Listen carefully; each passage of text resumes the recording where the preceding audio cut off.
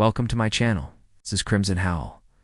A lone wanderer by the name of Heimer moves through the forest, clutching a dagger and trying to stay out of sight. In truth, he doesn't have much to worry about.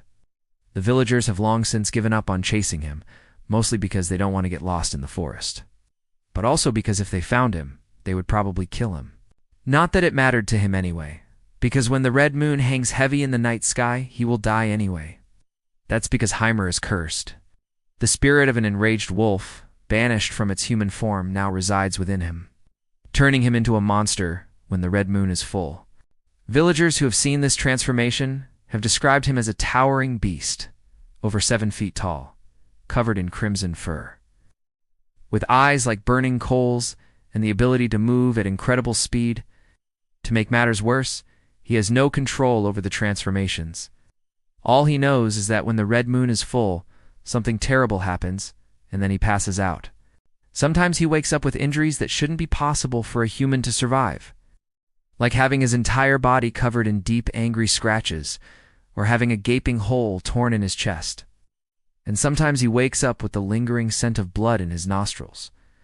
The reason for the curse is unknown, but its effects are very real. And so he spends his days running from the inevitable, hoping that one day he can outrun the curse. Tonight, though, is not that night. As the red moon climbs higher in the sky, the transformation begins. A low growl rumbles in his chest as his bones begin to shift and crack, reforming into something larger and more bestial. His muscles ripple beneath his skin, stretching it thin as he grows taller and more feral. His fingernails lengthen into sharp claws that tear through his clothes, and his teeth sharpen into fangs that drip with a bloody saliva.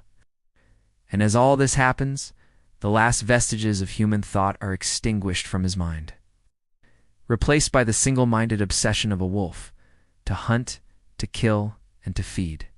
He falls to his knees, whimpering like a dog, his hands twitching and snapping, his eyes glowing with a wild, predatory light.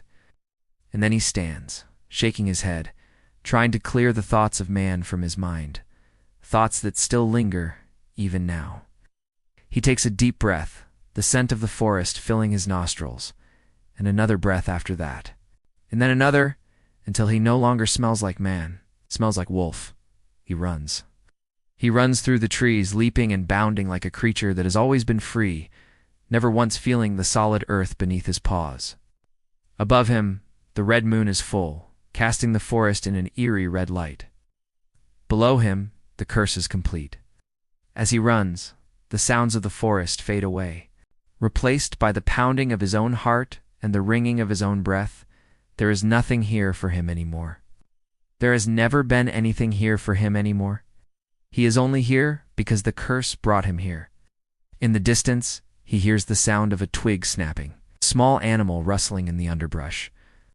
Hunger pangs jolt him from his mindless running, and his attention immediately focuses on the sound he heard before. A small animal. It is a rabbit, and the rabbit is unaware of the predator that stalks it through the trees.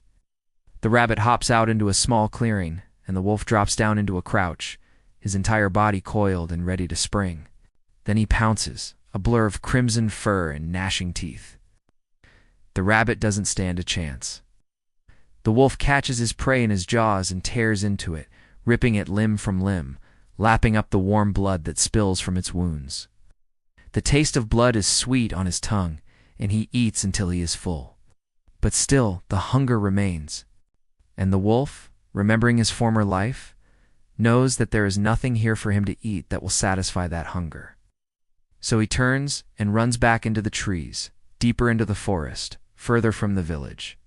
Further from civilization, back to his cave, where the red moon cannot reach him, and where, perhaps, just perhaps, he might find some peace. For now, the curse has taken hold. For now, he is monster. But maybe, just maybe, there is hope for him yet. Maybe one day he will find a way to break the curse, to become man again, or maybe, just maybe, he will learn to accept his fate and run free as a wolf forever,